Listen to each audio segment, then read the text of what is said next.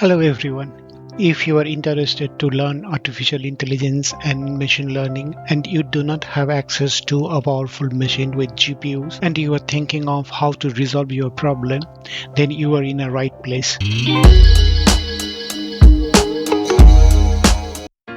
Hello. Today we're going to learn about Google Colab, or short form of Collaboratory, is a free cloud service hosted by Google to encourage machine learning and artificial intelligence research. It allows users to write and execute Python and R code through the browser with zero configuration required, free access to GPUs and TPUs, and easy sharing. Whether you are a student, data scientist, or an AI researcher, Colab can help you to build and share your project more efficiently. So, what kind of project is suitable for Google Colab? Data analysis and visualizations. User libraries like Pandas, Matplotlib to analyze the dataset and create visualization. Machine learning for training using framework like TensorFlow, PyTorch, or scikit-learn. Also, we can use free Google GPU support. Deep learning experiment with deep learning architecture for applications for computer vision, natural language processing, and more. So let's deep dive and understand how we can use Google Colab effectively. If you have access to your Gmail, then you will get your 15 GB of Google Drive, which is also free. From there, you can start your Google Colab project. So if you right click here and if you go more, then you can use, if you're doing it first time, you will not find Google Collaboratory. So in that case, you can go to connect more apps, and here you can write Colab and press enter, and then this particular app will come. You can install it from here. In my case, it's already installed. As you can see here, it's written as installed, so I do not need to install. So I will cross it and then I'll start working from here. So I go to more and click on Google Collaboratory. That will open another tab. Important informations that I can tell you that Google Colab works perfectly for Chrome. It works for other browser, but with Chrome it's works more effectively. So Google Colab is nothing but different kind of cell. So there are two kind of cell. One is text and another is code.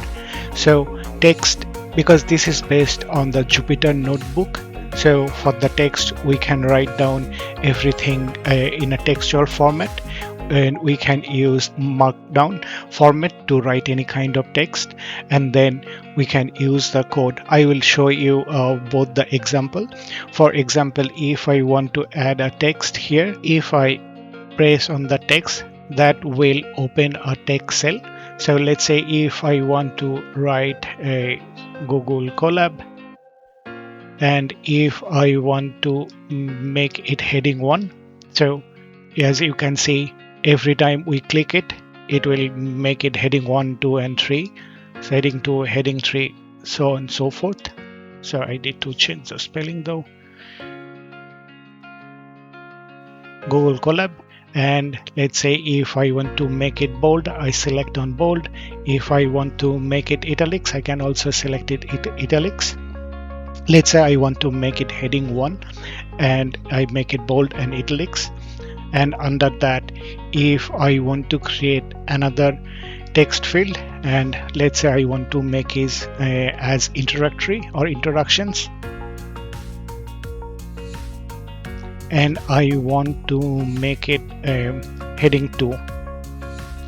The reason being I make it a heading 2 because if I go here and if I wanted to see the table of content, and as you can see, it is showing me the table of content. So on the heading 1, it's Google Colab.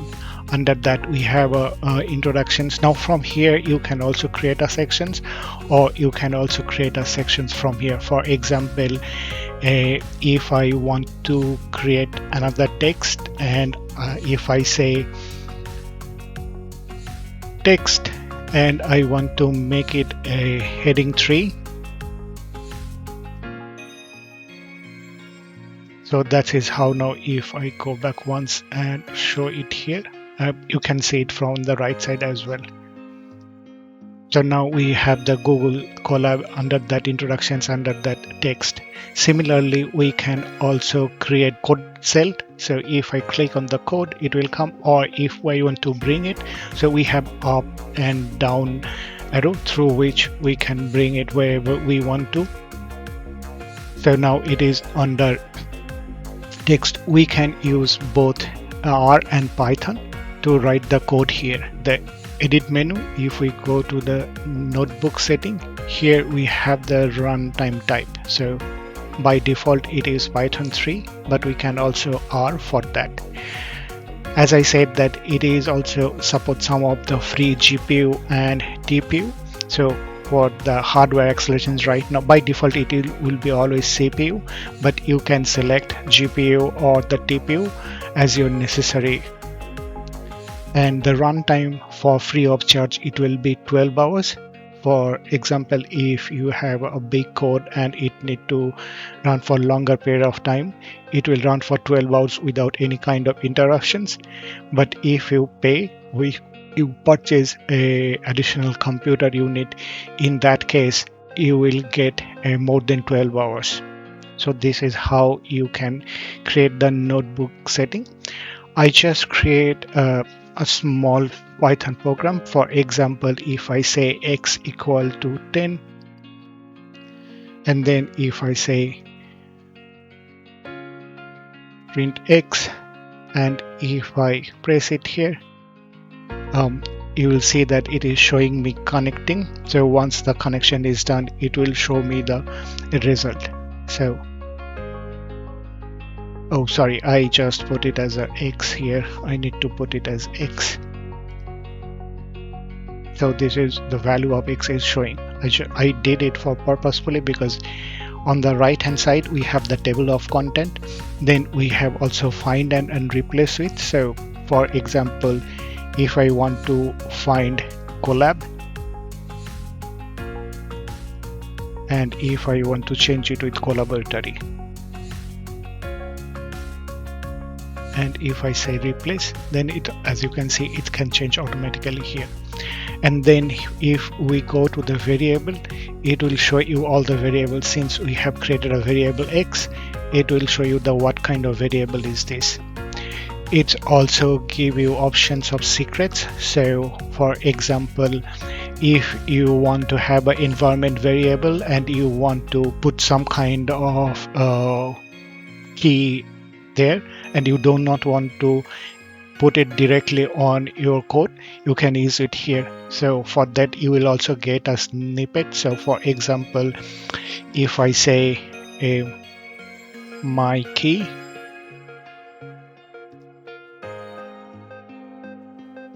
and let's say it has a variable or value of like password 123. Now if I go here and if I copy this one and paste it here, and for the secret name I need to change it as my key, and if you run that code, it will ask you for the granting permissions, and if you say grant access, then you can get the value. So ideally you should put it on a variable and then use that variable. So this is how you can use secrets. Then you can also access your data. So by default they provide you, Google provide you some sample data here, but if you want, you can also access your Google Drive data. For example, if you go and want to mount, if you go and click it here, it will ask for the permissions to put the notebook access to your Google Drive. You say connect to your Google Drive.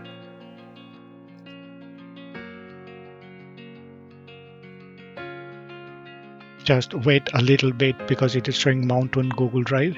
It will take a little bit of time. Now you have access to your drive.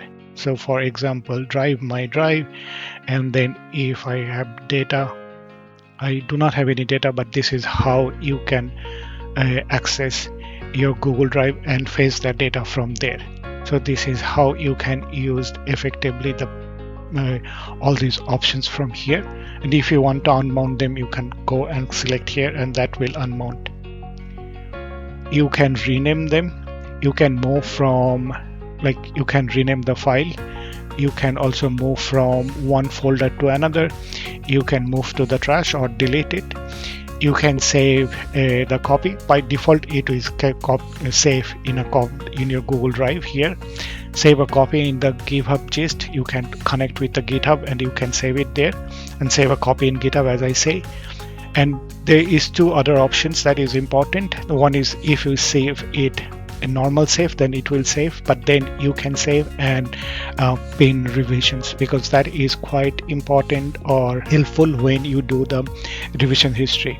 For example, if I save and pin revisions here right now, and then if I put another piece of code, for example, if I say import pandas as PD, and then if I go and say save and pin revision,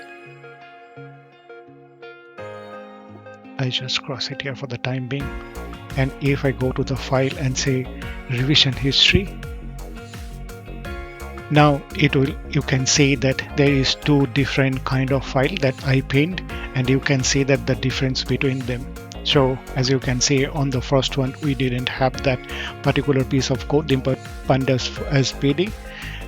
Sorry, it's written as OPD, but you can get the point that this is how you can have the revisions on while doing your coding. And then you can download your file. You can download as IPYNB format or a PY format on your local drive. Apart from that, in the edit section, I have shown that the main important part is you can notebook setting that I already show you, but otherwise, like, you can use Control-C, Control-V kind of stuff that are already available. In the view section, if you go to the table of content that I already show you from here, so either you can go it from here or you can go it from there. You can also get the notebook informations, so that is the who is the owner, what's the size, and so on and so forth. From here you can also open the notebook setting. We will see it differently. I will close it here. So that's the main sections of the view. In the insert, I have already showed that you can either insert a code cell or a text cell. And in the runtime, you can also change the runtime. For example, if you want to restart the sessions, so for the time being, if you see it is showing that connected, so if I say restart the session and if I say yes, you will see that it is restarting the your current session. And manage sessions, you also find the manage sessions from here. What is the name of the file, or how many RAM has used. Also, you can find those informations from here. So if you click here, or you can select the similar informations what you get from the runtime, you can get some of those informations directly from here. Else you can, if you hovering away, then you can see that what is the amount of RAM that you are used, how many disk has been used. So there is almost 107 GB of disk space is available, and we have only used 32 GB of disk space. We have 13 GB of RAM space. Out of that, we have only used 1.2 GB. We are using a Python 3 Google Computing Engine in the backend. One important aspect of Google Colab is, like, as you can see, that you can collaborate, so you can co-coding with other people, so you can share. If you click on the share, then you can see that what kind of access. So you can put the Gmail ID here and you can share with them, and also you can provide them the what kind of permissions they have. So for the time being, it's restricted. You can say that anyone with the link, and then if you share the link with the person, and if you say done, in that case, person or the people who have that link, they can use that this particular file from their system. So this is how you can always do work in a collaborative environment. In the This is more global level setting, so there is a different kind of theme. I'm using adaptive. There is a dark theme and light theme, but some people prefer to work with the dark theme. You can also say if you have a desktop app, then you can use the desktop notifications. So page layout is horizontal, and you can do it vertical or a single. Apart from there is no other important setting from here. For the editing, you can so I'm using the default editor key binding. You can use Vim or Classic if you are good at Linux, and if you are using Vim effectively, then probably Vim is a go-to editor for you. I'm using the default. Also, you can use the font size. You can increase. By default it is 14. I increases to 16. It should be monopaced. What is the indentation width is space? So these are one more important is, as you can see here, text. I have 1, 2, 3, the line number. So either if you want to have it, I actually selected to have it. You can unselect or select based on your preference.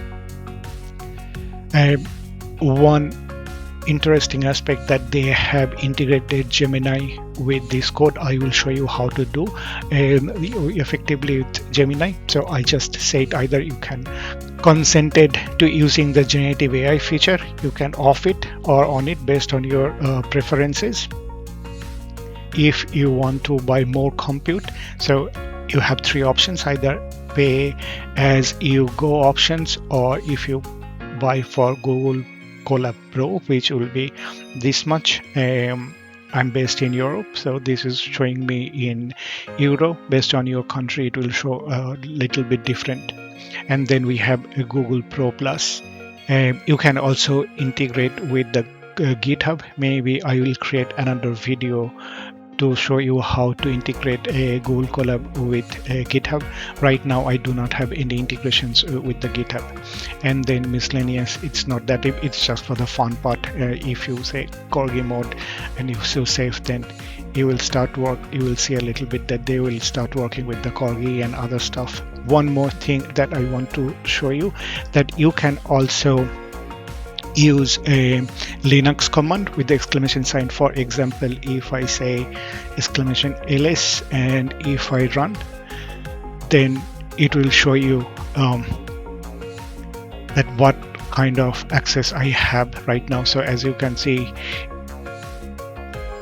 so this is where I have the access to. But if you can also get the Pro license, and then you can have full access to your terminal. With your free access, you cannot have the full access. So this is how you can use Google Collaboratory effectively. I work quite extensively because one of the best thing about is that it already have most of the libraries regarding to AI and ML is installed here. But for example, if you have something different library which is not here, if I want to install, let's say, PySpark, but if you want to get a newer version or something like that, then you can use something like quietly and updated. Yeah, so when you use the updated, then it will get the newer version of PySpark. So this is how you can install if any new library or anything that is not there. So this is how you can use Google Colab. If you have any queries or anything, I will happy to answer you.